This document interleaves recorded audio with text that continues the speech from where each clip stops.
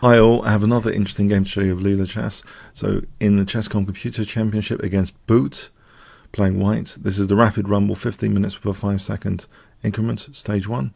We have d4, e6, e4, Leela chooses the French defense route to e6. So d5, knight c3, knight f6, we have the classical variation.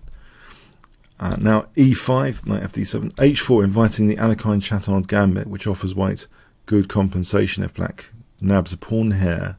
This is quite well known to give white good compensation, and you can even see some over the board games on this channel that I've played in this line with some success. But no, we have h6, just encouraging the bishop to either take, well, to mainly take on e7. And now f4 reinforces the center. And now a slightly innovative move, maybe casts things a little bit weird and maybe justifies this. g4, bit of a surprise move. It has been seen before in a couple of correspondence games and one over the board which ended in a draw. Most usual is queen g4 here. This position is thought to be about even. So g4 quite interesting with g5, caveman style. Pawns before pieces. c5, now capturing away from the center. We have queen takes. Now g5 here. Very aggressive play. You might think this is just really weird, but it's kind of justified by the features of the position here. Queen b4, which does hit b2. And also it hits f4. Queen d2, which protects f4, but b2 is a bit immune now in this position. Black played h5.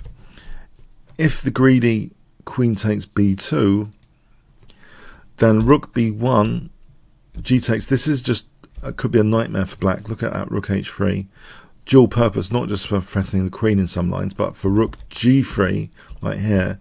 This could end up to be a real crush continuation. This kind of continuation is just too dangerous for black's king safety. For example, like this, it can end up being totally crushing with the threat of knight g5 here. This is terminal. So that's terminal. All the lines are terminal after knight h3 if we follow this through. So it can be really destructive to take on b2. This is a big no-no here. That's a poison pawn in effect. A classic poison pawn. We have actually h5 being played. Now white castle's protecting b2 with the king. In any case, knight c6. And you might find this a little bit surprising, but Leela goes for knight b5. Yeah, offering the exchange of queens. This is accepted. Rook takes, knight c5. Now here, I mean, I see that there's various opportunities for black to play g6 just in case f5 is ever useful for white, or in fact technically g6, I guess. But you know, that's always a frontal attack on f4. But f5 might be a concern.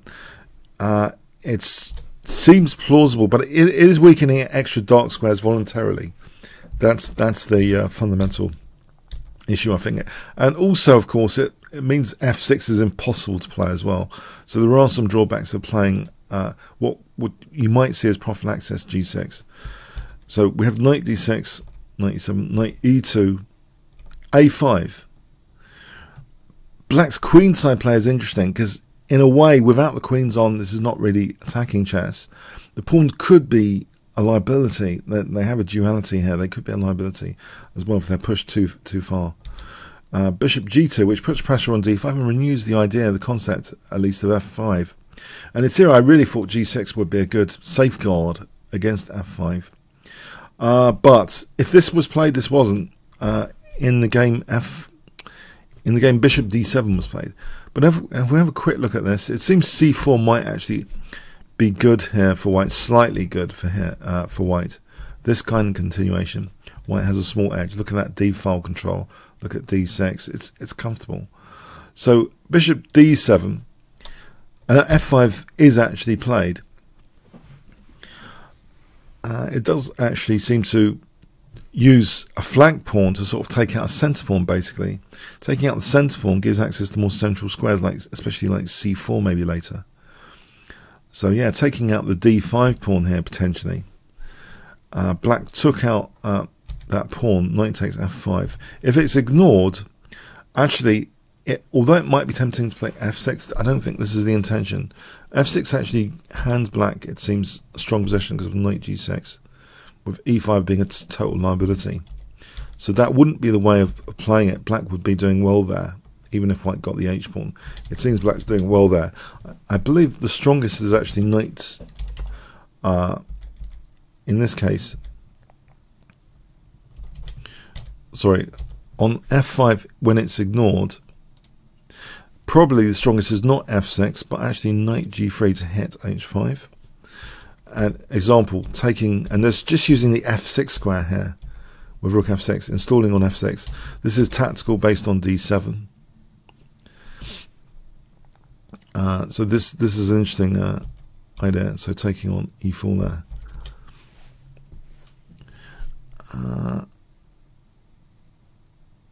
Yeah, d takes, knight takes e4. Yeah, this is just an amazing tactical idea, really. If knight takes, rook takes, this just looks horrible for black. It's just crashing through. So this is a really interesting tactical idea in this line.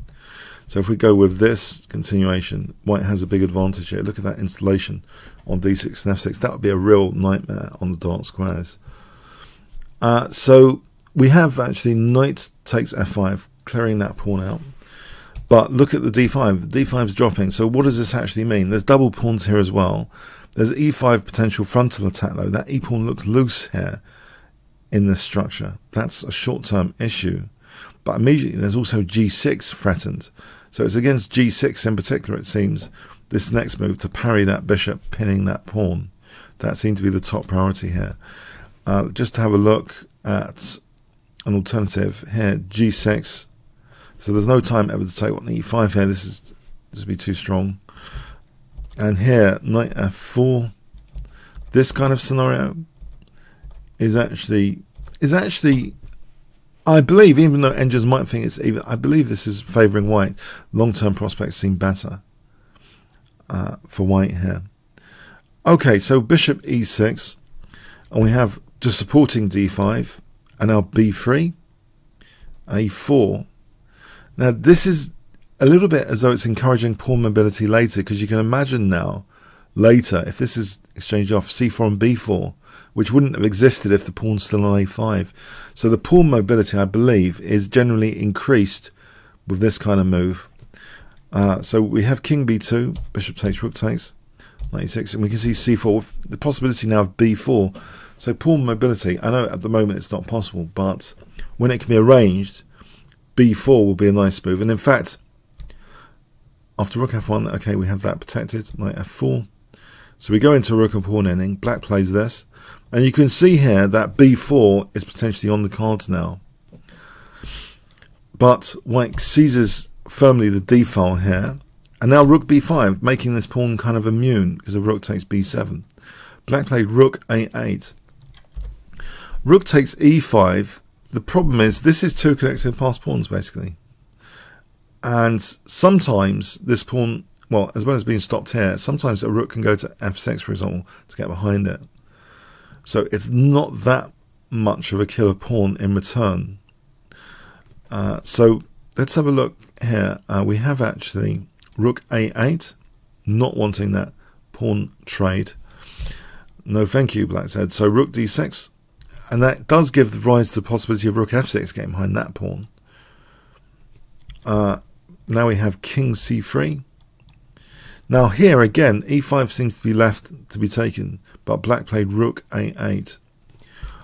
Again, the same story really. Rook takes b7, two connected passed pawns, and there's a possibility of rook f6, which actually not just gets behind that pawn, but hits f7 as well.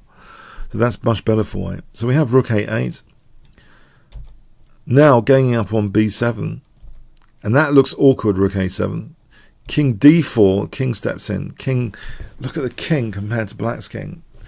So Leela's really got a fantastic endgame position here.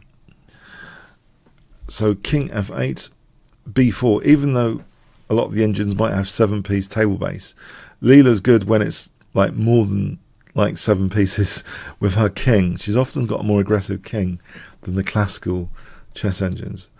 Now black actually gets desperate here and jettisons the f-pawn. You might wonder why. Why is this played? Because this is very committal to play f4, especially with rook f6 on the cards. Well, if king e8, let's see how this can evolve with rook a5, and white is quick to get a very strong passed pawn or aggressive king here. So this scenario is just a nightmare for black. Look at that king supporting the pawn, and white we just need to build a bridge here to win this example rook and pawn ending. With rook b8 coming, this is totally winning for white. So yeah, this is jettisoning a pawn. The rook goes behind it and the pawn is eliminated, leaving white a pawn up, aggressive king, 2-to-1 pawn majority. King 8, rook e4. And yeah, the squeeze is put on here with the other rook coming to that f6, great square, putting pressure on the f7. Now e6, and this actually not for the taking, even stronger perhaps, pardon me, even stronger, king e5. And this rook and pawn ending is very, very nice. It's absolutely winning, in fact, taking that pawn on h5. The pawns are just dropping off. Black's pawns are just dropping off. White's pawns are pretty secure with that central rook. And now, look at this. Just simplifying. It's totally winning. It's 2 pawns up, and the king is a total menace. 2 connected passed pawns over there.